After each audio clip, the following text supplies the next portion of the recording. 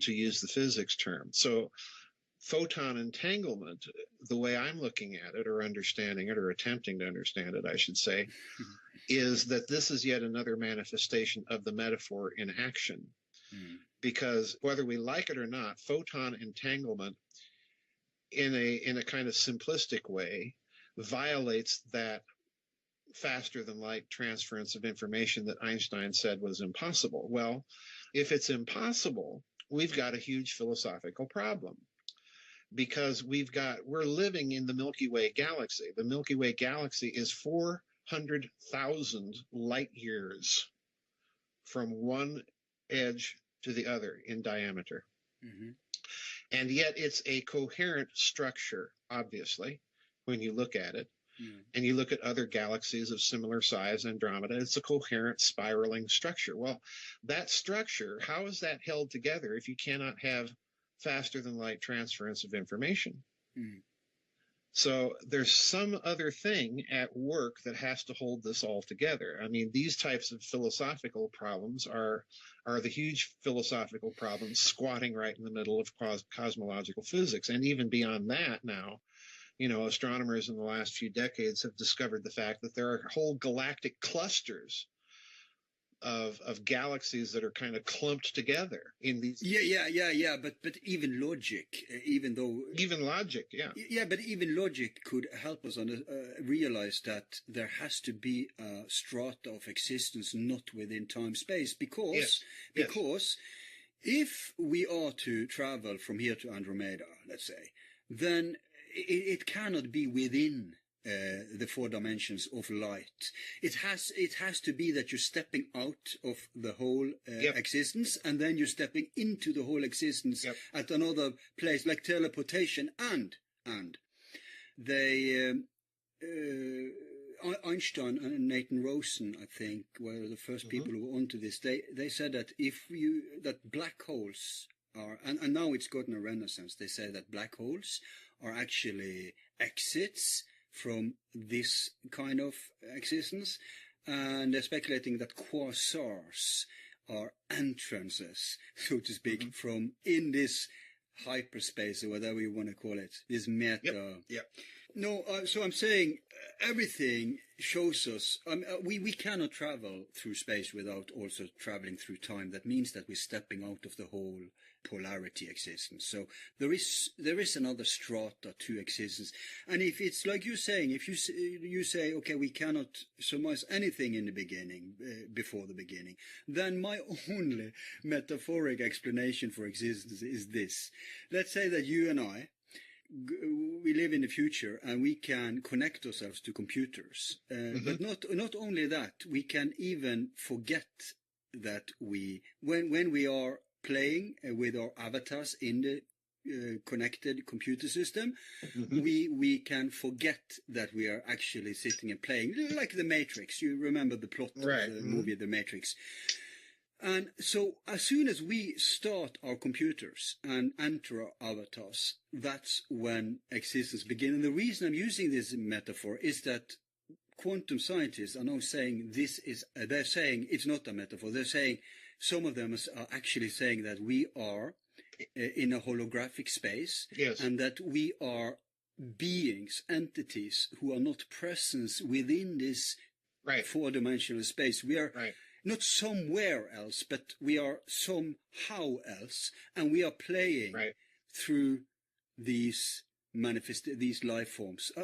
How do you relate to all this? You probably heard. Well, I actually relate to that rather well, and I think most religious and mystical traditions have some similar view, their own metaphorical ways of expressing this, but certainly. I take that view simply because I'm one of those stubborn curmudgeons that simply does not accept the idea that the human mind is located inside the brain. I'm one of those people that also, being a stubborn curmudgeon, does not believe that our individual personhood is simply the sum total of our memories, emotions, will, and so on and so forth. In other words, even personhood itself is an indefinable entity. It's very much one of those nothings or know things, because our absolute uniqueness really predates, so to speak, our participation in this world. We had a very interesting philosophical discussion on precisely this topic in our last members vid chat on my website, and one member proposed the idea that every person enters the world with a topological space, so to speak, assigned to them, with all of the multitudes of choices that we face during our lifetimes, and we make our way through it like a process of what a mathematician would call tessellation. We make certain choices that take us in one direction and not another. Yeah, but through several lifetimes, or just within a lifetime? Well, within a lifetime. But if you accept that idea, then what you're really saying is that, and I've said this many, many times, that we sort of, so to speak, transduce our personhood into this existence. That again, we're dealing with open systems. What we do in this life influences and affects that ground state, so to speak, that our personality that is existing somehow differently in a deeper strata, and that in turn affects what we do in this life. So again, I think we're on the cusp of things here. We're not at the end of a scientific development, because what I see going on, I think, in some aspects of physics is exactly what you're seeing, in that they now are coming to the point of realizing that consciousness plays a much huger role in the material world, and that this morphogenetic fields and all that, right, exactly, than the materialistic, simplistic 19th century science would have us believe. I have it up in my members area, a webinar on some scientific research that was done by Dr. William Tiller. Now, if you get a chance, look at that webinar, because this guy was a professor of materials science, of all things, at the University of California. Of all things, yes. Yeah, of all things. And what he did was he performed a set of experiments of, can conscious intention that is very specifically spelled out affect or modify materials in the physical world with no physical contact of any sort? And lo and behold, it does. He performed a variety of experiments, very interesting stuff. But again, this is what all of this is telling me is that we're at the end of a philosophical period of development that has ruled Western culture and science basically on the materialistic side of things. And what we're entering into now is a period of the beginning of a different scientific paradigm, where the interface between the immaterial world, the world of consciousness, the world of mind, and so on, is going to be investigated for its connections to the material world. How do these two really relate to each other? And what really caught my attention with Tiller's work was that he used, in some of his equations, he used the mathematical symbol for proportion, for ratios. And this, to me, again, takes us right back to ancient cosmology, even the beginning of the Gospel of St. John, as you mentioned earlier, that we're dealing with a world where there is a rational principle that enters into it from outside of it and orders it, and that, the Latin version of the Gospel of St. John, the beginning of it, is very interesting, because they translate the word logos there by the Latin word ratio. And ratio, of course, is ratio, reason, proportion. So in other words, this whole thing implies, again, so in the beginning was the idea, and the idea was with God, and the idea was God. That makes a lot of sense. It's the idea of, in the beginning there was ratio. If you want to go ratio to that level. Yeah, you can put that in. So I think we're on the cusp of these types of investigations. We're not at the end of an era. In other words, is what I'm suggesting. We're at the beginning of a different one. Right. I think in that respect, this whole transhumanist movement is going to come a cropper, as the British say, because it's based so. It's the last gasp, so to speak, of materialism. Yeah. And I think it's going to come a cropper of some nasty things that they're probably going to find out as they start tinkering with all of this stuff that is going to point them in a very different direction. But the physicists, as you say, they're already doing this when they're saying that we live in a holographic universe or we live in a simulation, we're all avatars, and so on and so forth. Yeah, but I want to go further, because the transhumanism thing we can talk about in another program, because that's such a huge topic. Oh, it is, absolutely. It's a very negative energy, but yes, I agree with you. What you're saying here about modern science, it sounds like the snake biting its own tail, because it sounds like modern. That was a symbol, and literally it means that modern scientists are actually coming back to the Gnostics. Well, they're coming back. I think they're coming back to something that's even in a certain sense deeper than that, because I think what they're getting back to, physics back in the 17th and 18th century was called natural philosophy. Right. It wasn't called physics. It was called natural philosophy. So in other words, this is why you have a Newton or a Descartes or a Leibniz writing massive amounts of philosophical works, or in Newton's case, trying to figure out what the prophecy in the book of Daniel is all about. But, what they're really doing is they're trying to synthesize knowledge in a gigantic sort of way. And they're coming back to this. So I think what we're also seeing is kind of not so much the death of physics, but the transformation of physics back into natural philosophy.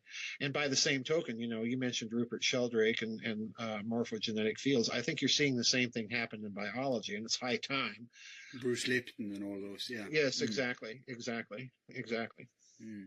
Yeah, well, this transformation then, I just perceive it as we're rediscovering what the ancients knew, but that we are putting it into contemporary language with contemporary models of expression that can fit our over-rational way of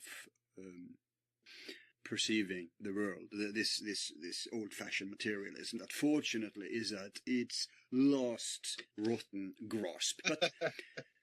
But let's ponder. Let's just take a break now, and we'll ponder as people let this sink in. And when we come back after the quick break, we'll double down and explore this even deeper. All of our files are free and will remain free. If you like the show, you can show support by donating $1 to help with expenses. Just use the PayPal link on our website, YouTube channel, or Facebook page. Thanks. And we're back with the forum professor, Dr. Farrell. And finally, taking on a more philosophical subject with him. So let's just get right back to it. Yeah. I think that poetry, just like symbols is a way to ease our understanding of these complex matters visually, whereas poetry is a way to bypass the intellect, the emptiness of the ego, and get an intuitive. I want to read for you a poetic little excerpt that is. I can send you later the whole thing because it's too much to read. I'll just read a few sentences, but it's called Cosmogenesis, and I have it not from the internet where people believe everything is. I have it from a private text I got through a mystery school thing, and it's supposedly going back to the ancient, at least the ancient Greeks, and it goes like this. The eternal parent was wrapped in the sleep of the cosmic night. Light there was not, for the flame of spirit was not yet rekindled. Time there was not, for change had not re-begun. Things there were not, for form had not re-presented itself. Actions there was not, for there was no things to act. The pairs of opposites there were not, for there were no things to manifest polarity. The eternal parent, causeless, indivisible, changeless, infinite, rested in unconscious, dreamless sleep. Other than the eternal parent there was naught, either real or apparent. I'll not read on about how existence comes into being, although that is interesting. But this is just a way to poetically try to explain this nothingness that we struggle so with. Right. Comments? Well, again, it's very interesting in that poem. What you have is the idea that dualism itself is a lesser manifestation of something much more transcendent. In other words, dualism ultimately doesn't work as a cosmology. I think that's what that is actually suggesting. That bodes very ill for artificial intelligence. It bodes very, very ill for it. Yes, precisely. And we've had that philosophical discussion in the members' vid chats over many. Wow. I need to go back there and dig more. Yeah, those vid chats, there's quite a lot of them, but they're worth listening to if you can spare the time and energy to listen to them, because we explore questions like that. And again, I'm in agreement, because the problem with computer languages now and with the hardware, quite frankly, is that they're dipole systems, they're dualistic systems, they're binary systems. And this is what has always been the problem as far as the metaphor is concerned, is that they cannot get threeness built into these things. Now, quantum computing may change that to a certain extent, because rather than and or gates in your computers, you're going to have systems based on the 7 states of the electron. So in other words, rather than each neuron... vibrational. Yeah, bingo. That's bingo, great. Bingo. So again, that may change things, and there's indicators that they're playing around with AI in conjunction with this idea of quantum computing. It's the only solution, actually. Yeah, if they're going to do it. But, I'm very skeptical of AI for all the reasons that Nick Bostrom and some other people have been cautioning about, because I think it's quite possible that, you turn on a system like that and it transduces that self from the... Yeah, Frankenstein's monster. This is the oldest... Yeah, it transduces, right. Lucifer becomes incarnate in your computer, whatever. Yeah. My computer is already obsessed. Well, yes. Mine certainly displays a mind of its own on occasion. That's very frustrating. But yeah, it's the old Lawnmower Man movie scenario where the evil entity gets into the system and you can't get rid of it. But especially not when the system is connected with everything that matters in our world. Exactly. And I believe as long as they leave out the very important component of life force, either you call it pneuma in Greek, prana, chi, ki, kumra. They have words for this in all traditions. If you leave that component out, you will not get consciousness as we know it. Right. You're going to get... consciousness is tightly attached to life force. You're going to get a simulacrum of it, or you're going to get a psychopath, because there's no emotions. You're going to get a psychopath. And it's very interesting, that Lucifer, you look at the way he's described in Ezekiel, for example, thy tabrets and pipes were made perfect in thee. Well, you stop and look at that phrase, tabrets and pipes. Wow. Well, that could be a phrase indicative of, a physiology of, intestines and organs and membranes and so on. So, or the web. Or a machine. The web, yes, exactly. Or a machine, Yes. So I find the whole enterprise kind of dubious for all sorts of reasons. Yeah. Just to begin with, why are we doing it? What need do we have? Yeah, exactly. Yeah. Why are we so obsessed with... I volunteer with my consciousness. That's an artificial intelligence. They can use that instead. Well, No, it's insane. It's insane. It is. It's a species of insanity. It's a species of will and amnesia and insanity. Amnesia. Oh my Yes, God. I would wholeheartedly agree with the idea of amnesia, because rather than try and create the God without, so to speak, let's try and recover our own personal sense of dignity and connection with the divine. Yeah. Not daemon ex machina, but right, exactly. Homo es Deus. Yeah, I agree. Yeah, it's very, very different. And that sounds like an abandonment of Christian principles. It really isn't, Yes, because yes. when you read the Greek fathers, AI is an abandonment of AI, yes, yeah. but the idea of deification, that's the way the early Christian fathers understood it. Yeah. You're not being saved from sin; you're being saved to become like God and to dwell with Him. But that's very Gnostic too. Yes, of course it is. It's so very pervasive in those ancient cultures that to think that they would think otherwise, it's kind of a misnomer.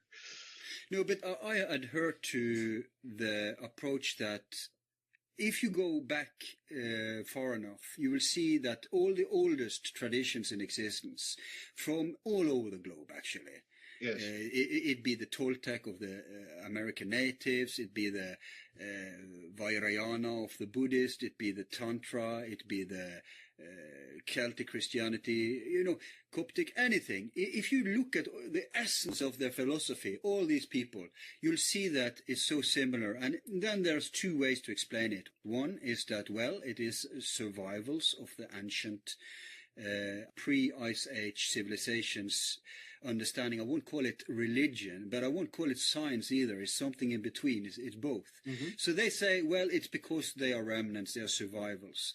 But there's also the other approaches, is that, no, we have all, the Gnostic approach, that we have all a potential direct contact with the source. And indeed, if we are avatars and we are somewhere else, then obviously yes.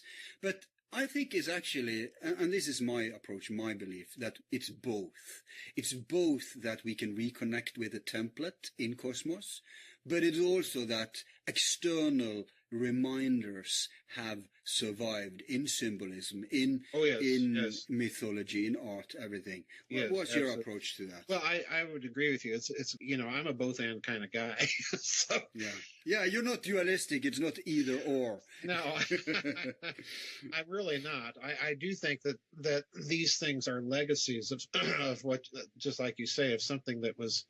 If we were to look at it now, if we were to be confronted by it now, we would have difficulty of saying, well, is this a philosophy? Is it a religion? Is it a science? What is it? As reflected in the technology. Yeah, exactly. It's all of them. It was, I like to say, it was a very high civilization, and ours isn't. It's getting back there slowly but surely, but it's got a long ways to go. But yeah, I see that this is in part, I think, a legacy of what once was. It may even be in a certain sense a Platonic memory that we're vaguely recalling. In our genes, that's imprinted in us. Yeah, it could be that. There's any number of explanations for it. And I don't think that you have to simply devolve upon one to say that explains it all. Because, again, I think that's kind of a simplistic approach to things. It's really all of them.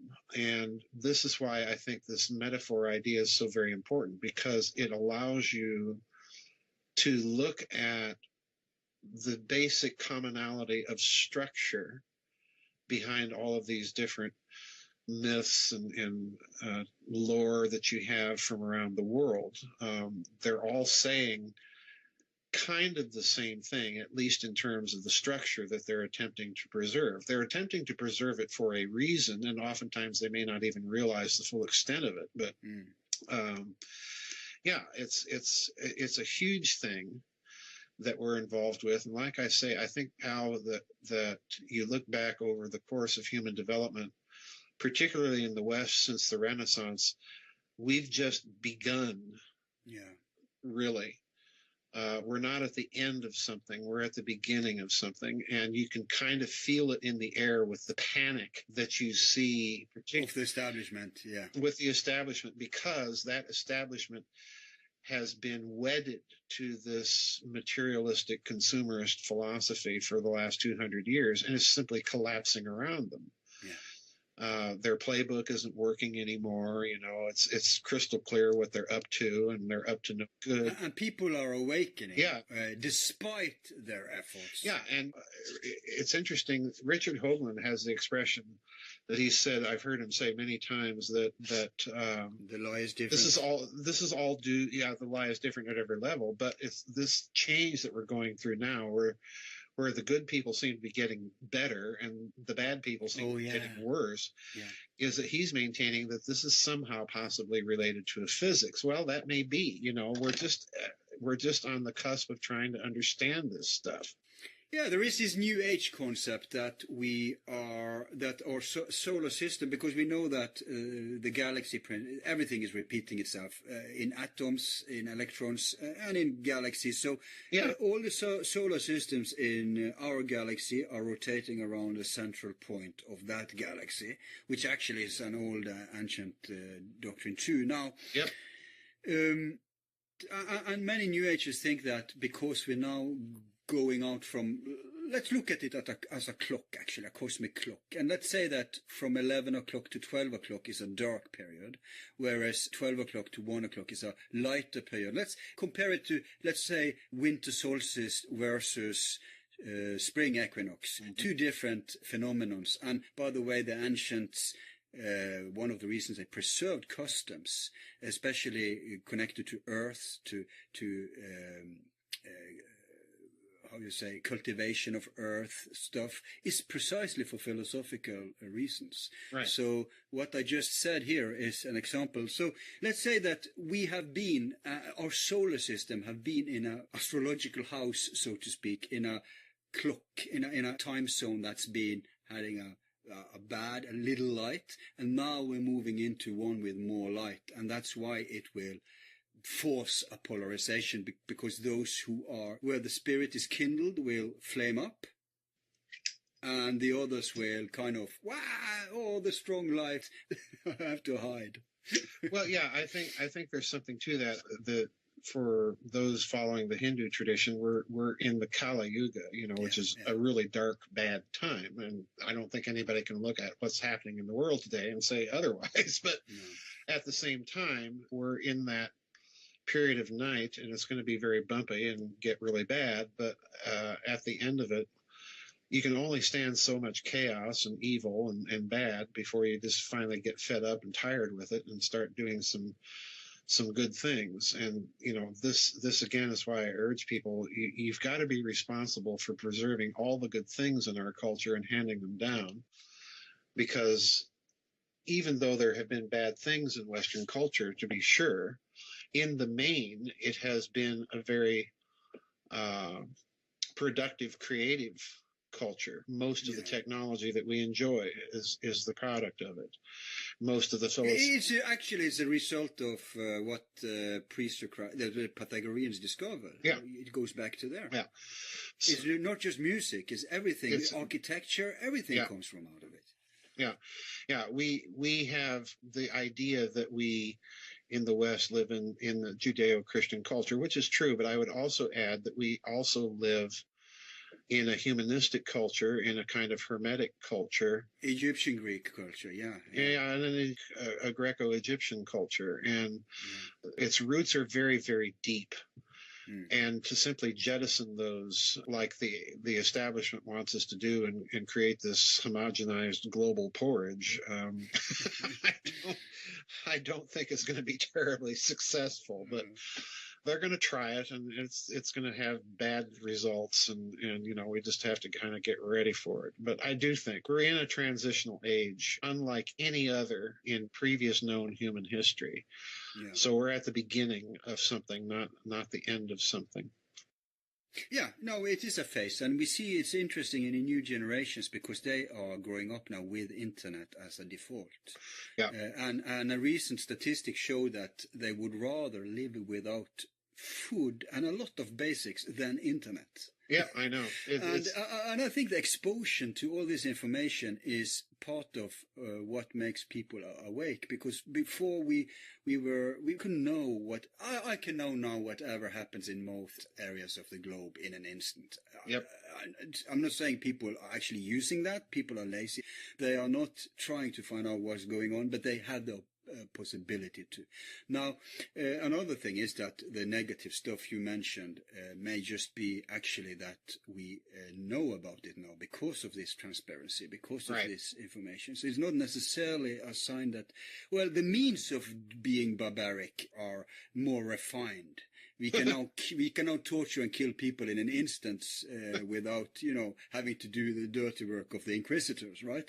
Right. So yeah, but leave all that aside. I wanna double down and take it to a different level. I have a hard question for you. Are you ready? Mm-hmm. Okay. This is partly based on something that you talked with Georgiana about once.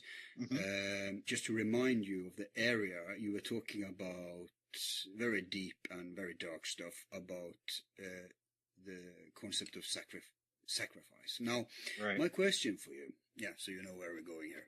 My question for you is that in certain obscure esoteric corners, because esoterica is just not just one big happy New Age family where everybody agrees about everything. It's a very old and very diverse and very deep strata. Now, the one I'm referring to, which has different exponents among it, says two things. This is a big reasoning, but I'll shut up and let you get plenty of time to answer this.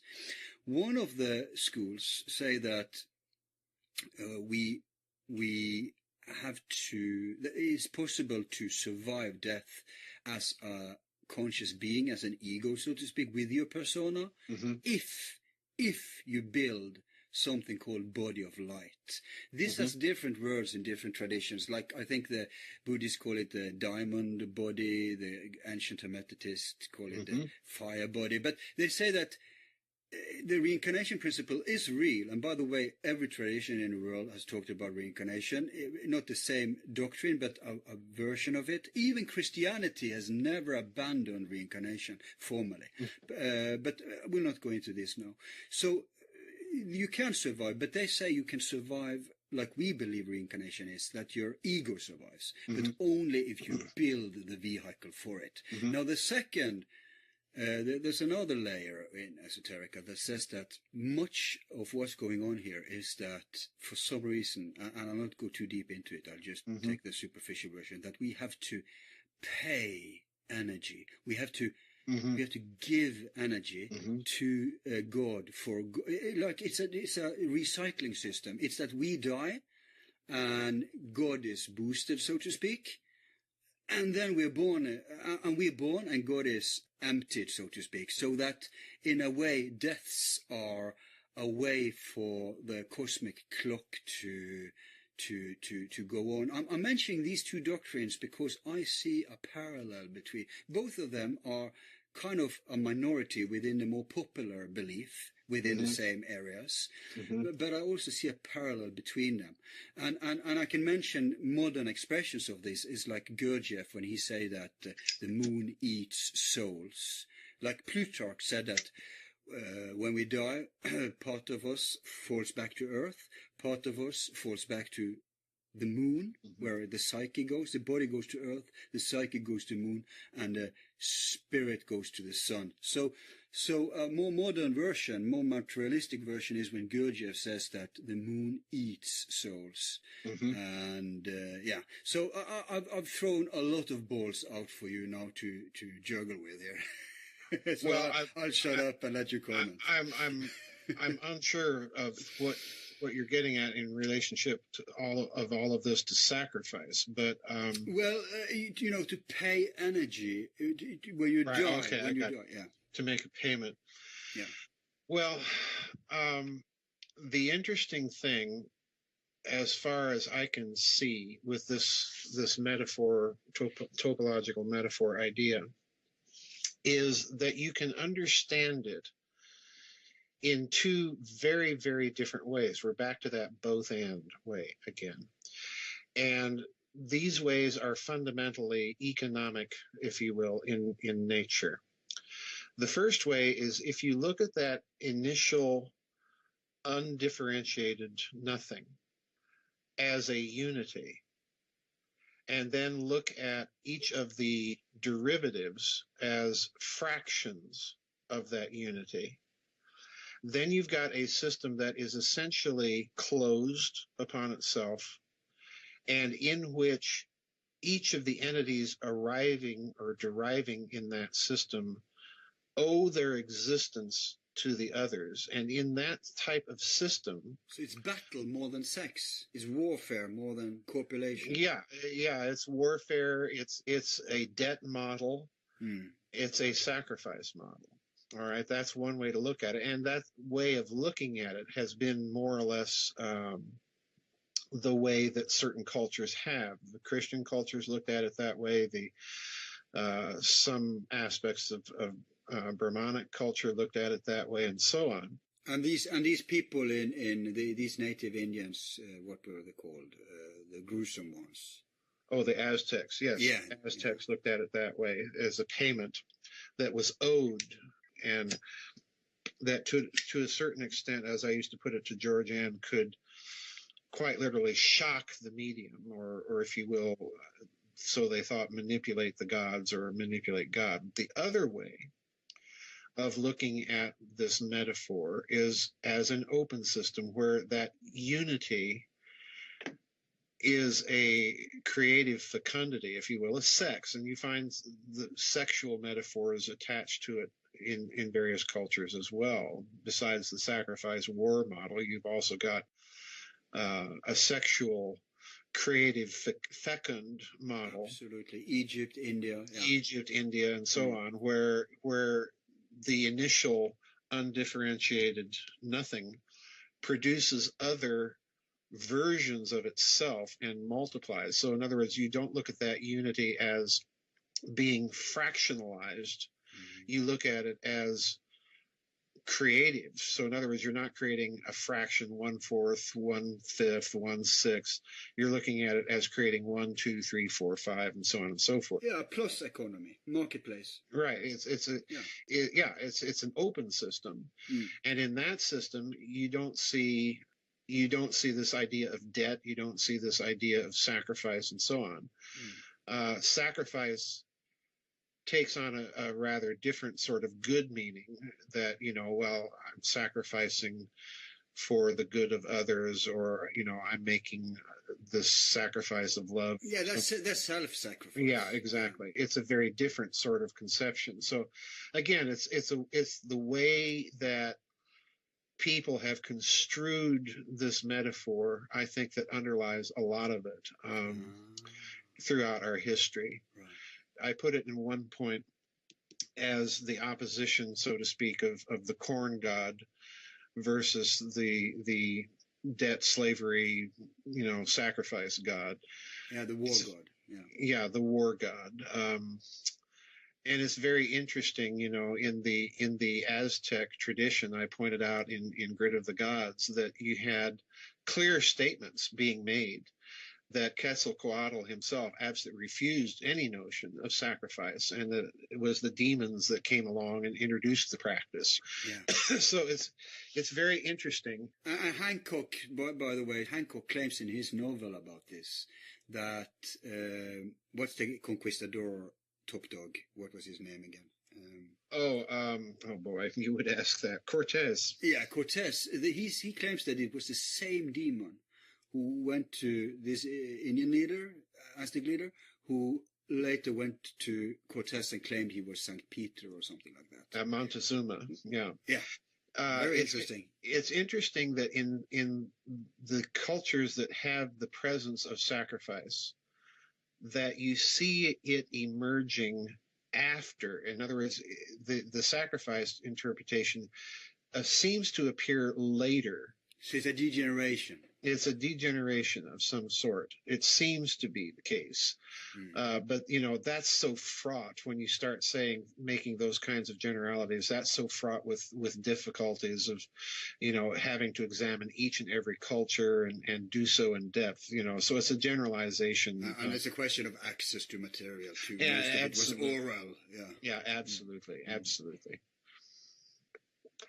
But yeah, I tell people all the time that there are dangerous aspects of the metaphor, some of which I'll never ever talk about because it can be dangerous. But the sacrifice, like black magic. Oh yes, you don't want to give out the technique. No, the sacrifice interpretation of the metaphor is an indicator, so to speak, of what some of those things are, and it's just gruesome and dangerous. Unfortunately, I don't know about you, but I look, Al, at some of these stories that we hear occasionally in the media of pedophile scandals, of child sex rings, of sacrifice, actual sacrifice going on that pop up here and there. Yeah. Sacrificing virgins, that's an old concept. Yeah, we're looking at these scandals in the UK. We're looking at the Catholic Church. We're looking at them in the Franklin scandal in this country and celebrities. And celebrities. I think we're looking at a global network of some sort. I really do. That's just an intuition. I'm not basing that on any evidence other than the fact that these stories seem to be so persistent. When they appear, they crop up in this locality or that locality. Yeah, but see, there could be a spiritual explanation, because one thing is that... Oh, sure, absolutely. Because one thing is that they're all in on it, right? But another is that they're just acting on their own negative demonic impulses, and there's some... It's a power lust. Not a conspiracy, but a spiritual... I'm not saying either. I'm just saying both are possible. Oh, yeah. I'm a both-and person, as you know. Yeah. Oh, my God. It's both a conspiracy and they're cooperating with the demons. Yeah. I have no difficulty. I have no difficulty believing that, that there are people that believe that they can gain some sort of power in this fashion and are doing it for that reason. Yeah. I have no difficulty believing also that there has to be an element of conspiracy involved with it, simply because if you're going to do that sort of thing, you have to have fellow conspirators. Obviously. The real problem that I see is we're looking at something that it does appear to have some sort of international extent.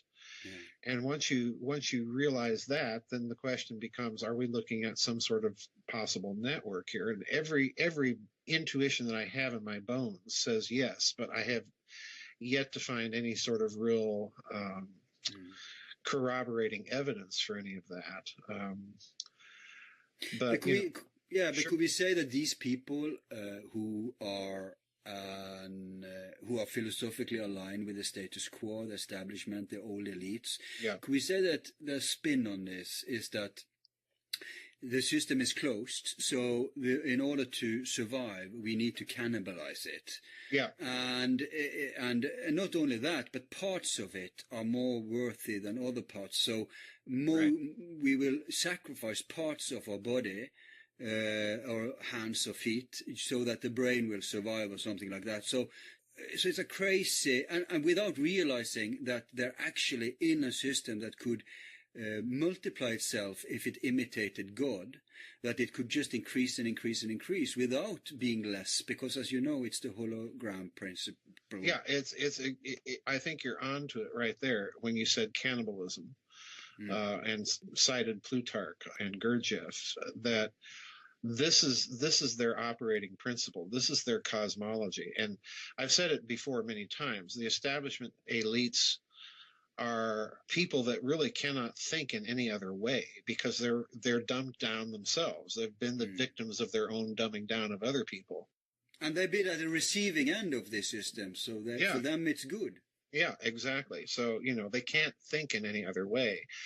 And this process of cannibalization, as you put it very aptly, I think, is precisely what you see in so much of the transhumanist movement. If you look behind the language, what they're really telling you is, we want to survive and we're willing to sacrifice anything else in order to make that possible, including parts of our own body. Yeah. You know, And they do it the demonic way.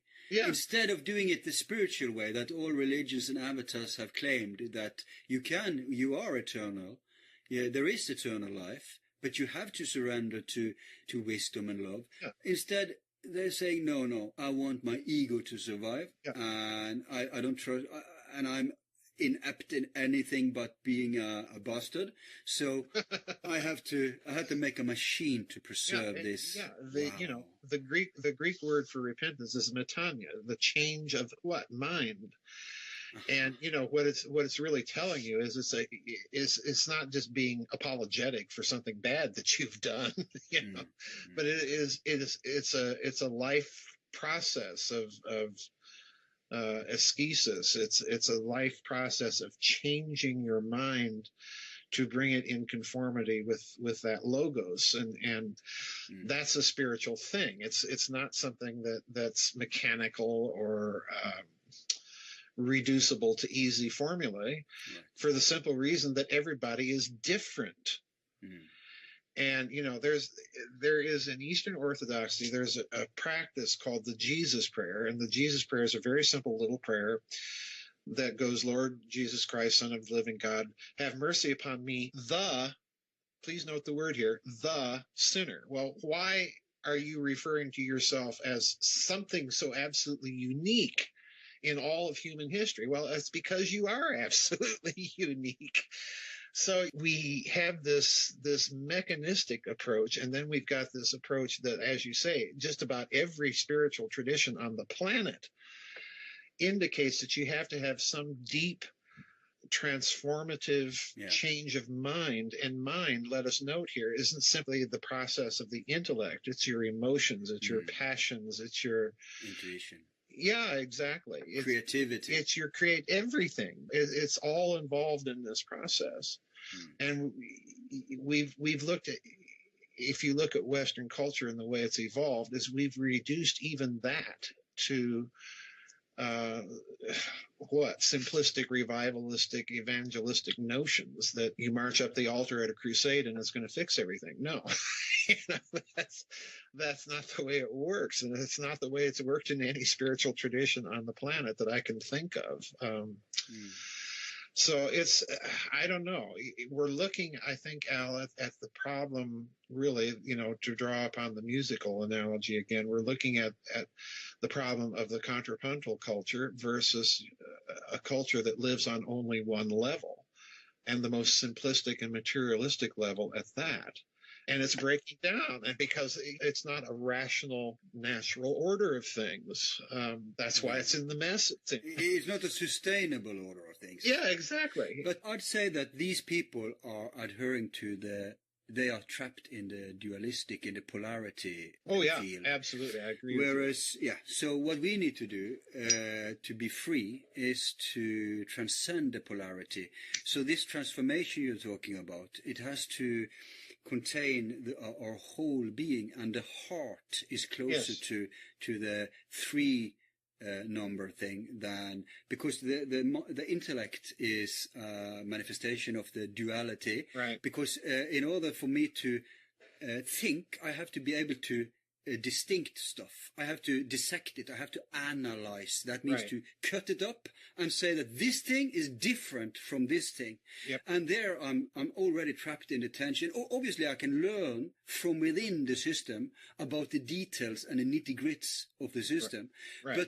But when I enter the heart, I enter a combining, a unity aspect. Right, a synthesizing aspect. A synthesizing, thank you. And that's the open system, not the closed. Precisely. And this is why I keep telling people, thinking analogically is crucial to understand what that really entails, because what it's really asking you to do is go deeper and to synthesize. To realize that you academically may specialize in, you know, geopolitics or sociology or what have you, but to realize that even in those studies, you are inevitably going to have to understand history or science or law or literature or what have you, because that's all part of being human. These are all human products. And the synthetic approach is precisely, we started out with education. This is precisely what education is, particularly in this country, is trying to drum out of you. Yeah. You get your degree in this subject and you must confine yourself to that subject in that career and only that career. Well, nonsense. Which of us really has led the life that we thought that we were going to leave when we were doing all of that? Well, exactly. It goes back to the educational thing, because this specialization, I know you have a word in academia when you have a multi-subject approach. Right, interdisciplinary approach. Yes, right. And that's deliberately starved. Oh, yes, absolutely. Because that leads to a bigger perspective, that leads to the understanding of being able to... And it leads to the process of thought, where you're able to look at... Thought. Yeah, to look at all contexts and be able to start to discern parallel structures, parallel forms, parallel ideas. Which increases your language. Precise language, yes. And I think that if you approach it in the right spirit, it has a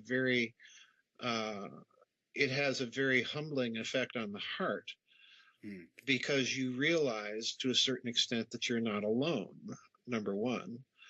And it also allows you, somebody once told me, I think it was C.S. Lewis or somebody, I forget who it was, that said that true humility is seeing things exactly the way they really are, including yourself.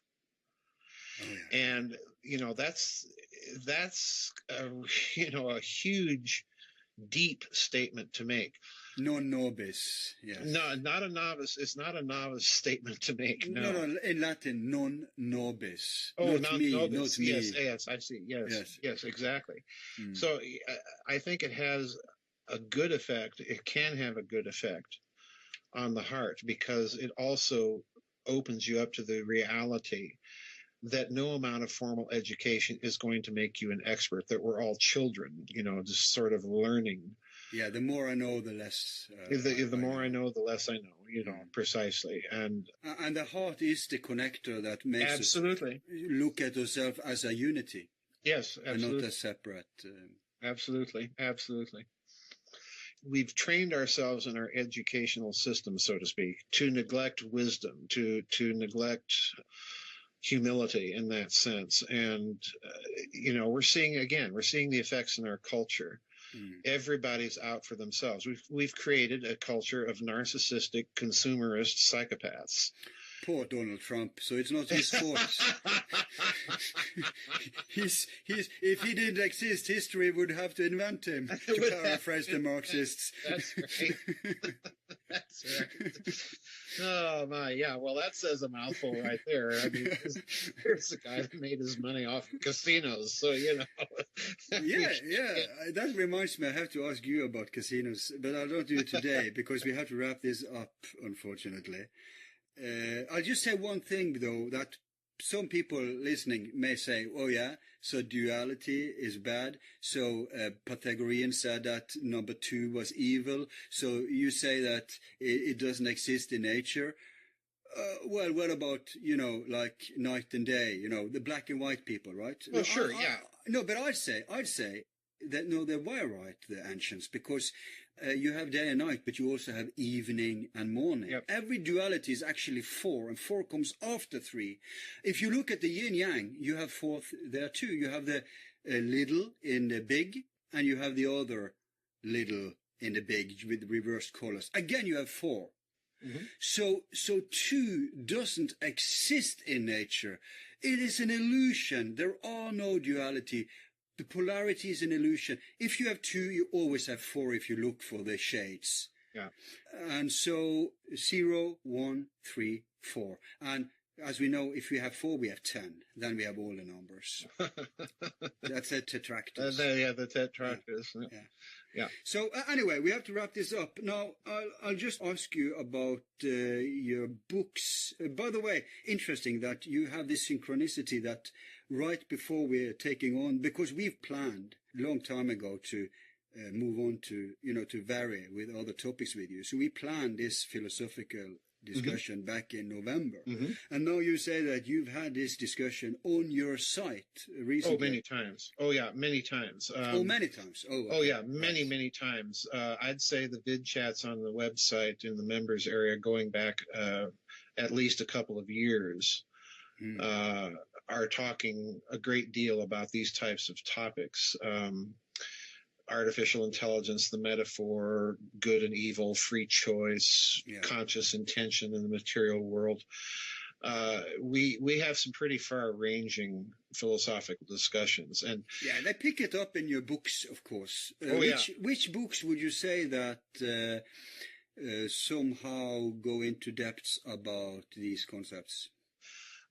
Actually, it begins. I first tossed out the topological metaphor in the third Giza Death Star book, Giza Death Star Destroyed. That's right. In the appendix to chapter 9. I briefly mentioned it in the previous Giza Death Star book. So I introduced the idea very, very early on. In the ancient series.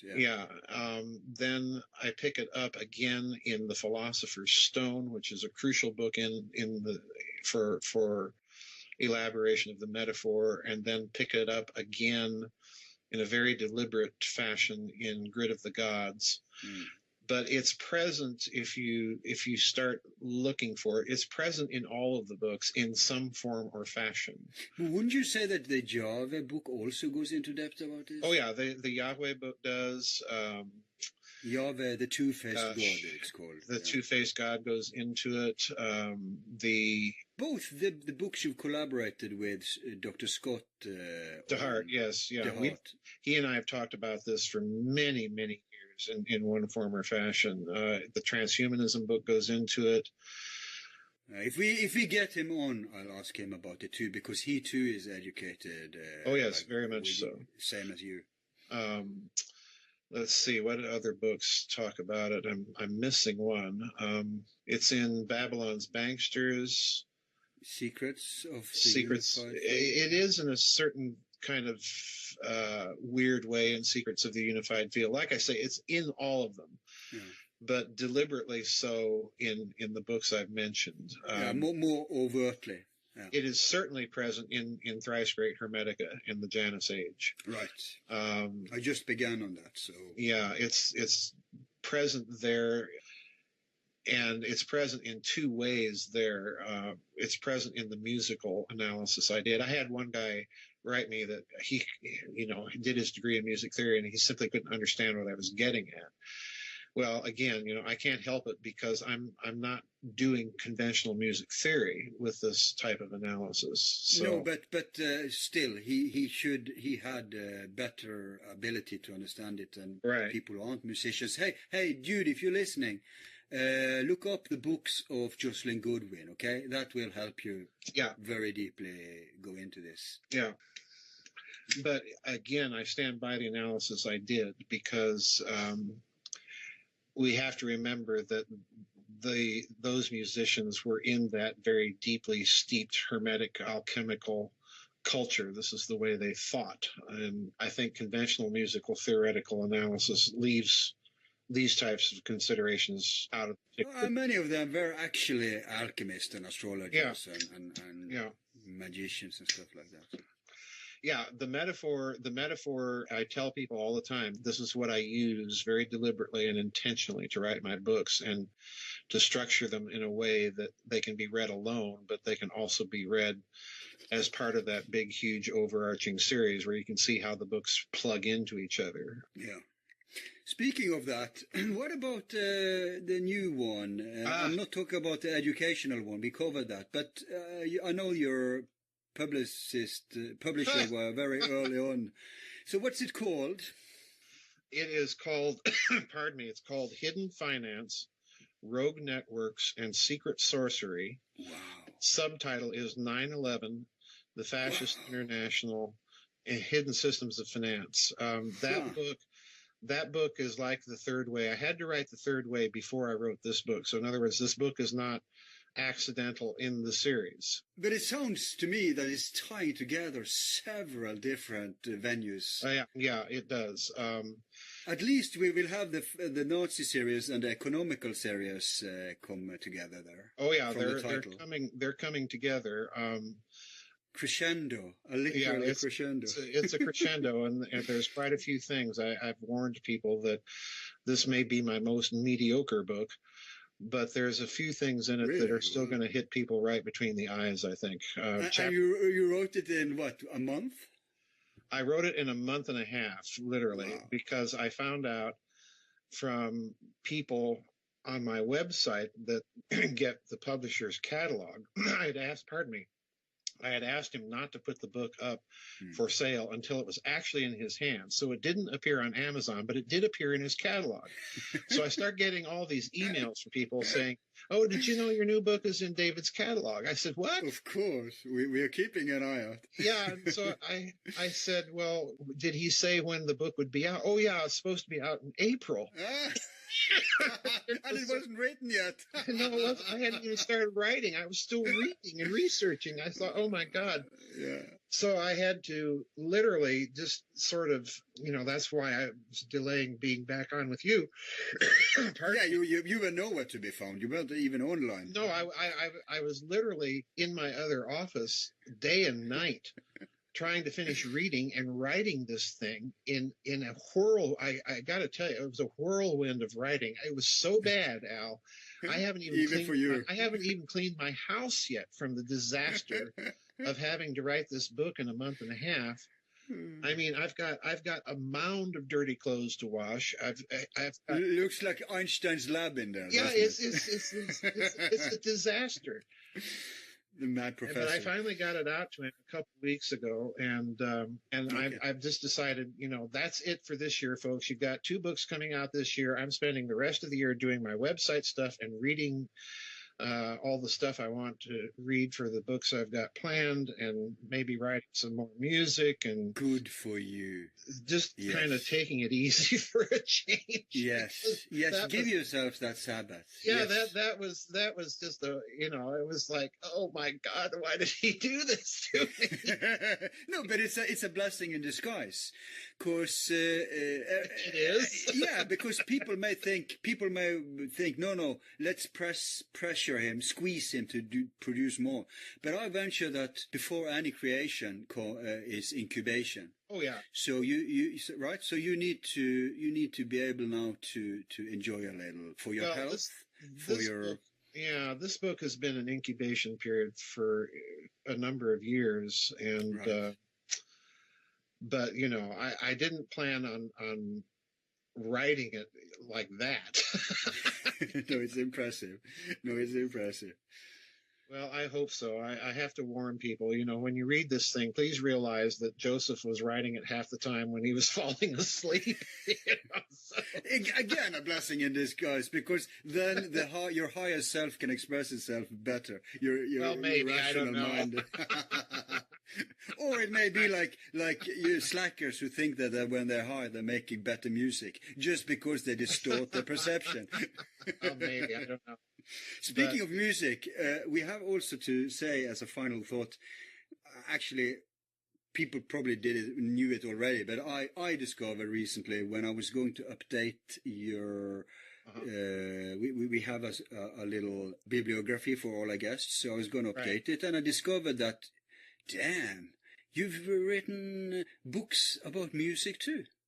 Well, I've written some music. I haven't written books about music. The only thing I've written... Oh, is it notes? What is it? It is in book format. You can buy some music. Oh yeah, stuff. you can buy I think three movements from 3 different concertos that I composed. I've got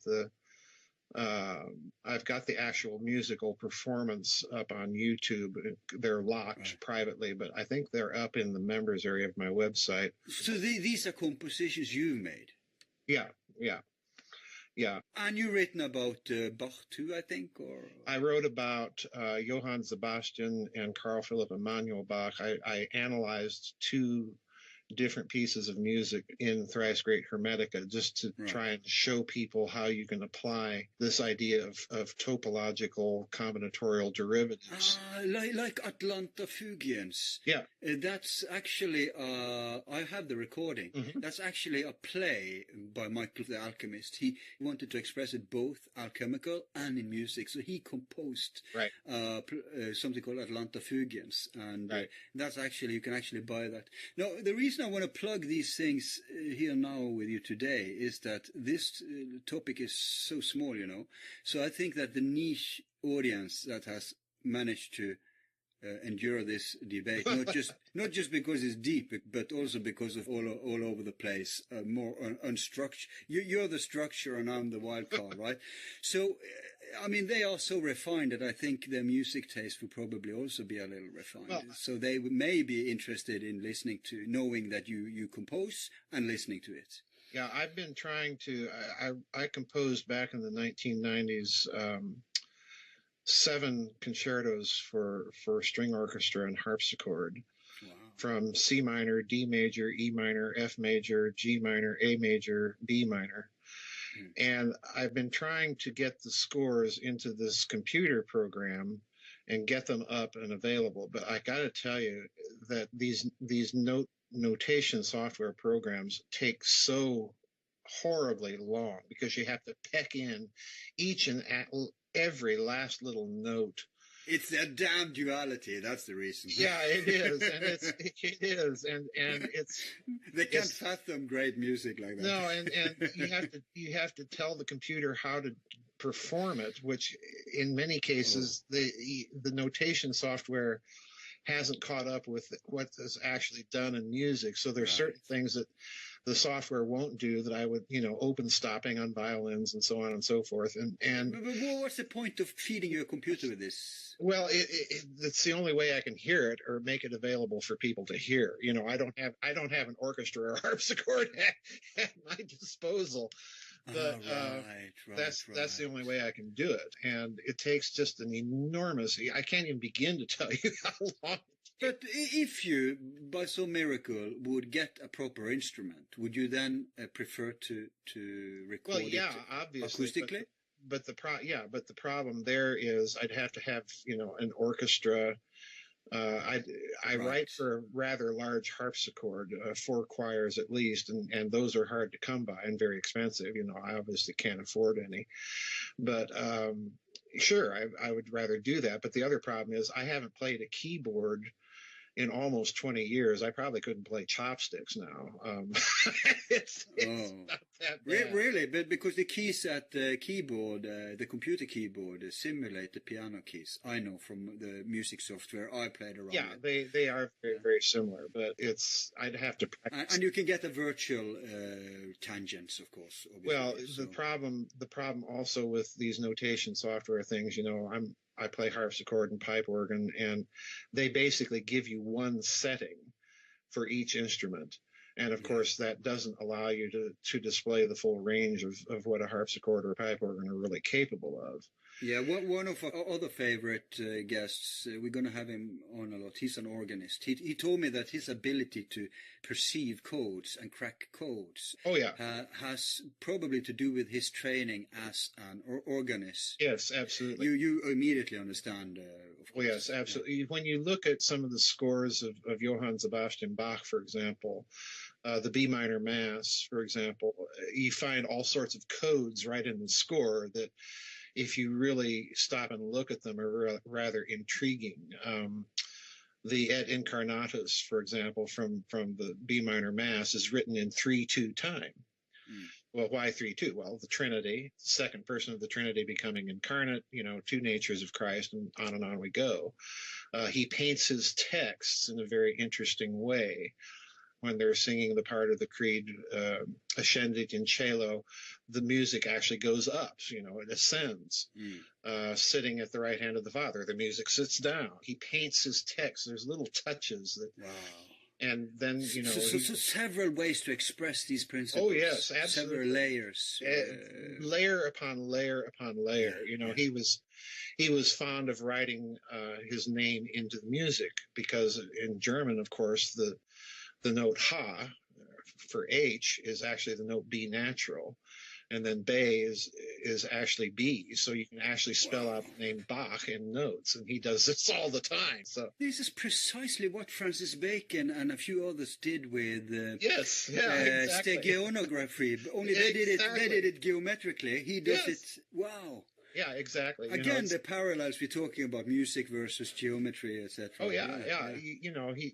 You find the original backmasking master. This wasn't invented by rock music. They were doing it in the Baroque era all the time. Yeah. So it's intellectual fun if you can train your mind to listen to these patterns. And that's no. Even a plant realizes this. Yeah. It's proven. You don't need a mind. Yeah, I know. Even a plant, yes, but that's the they problem. prefer this music.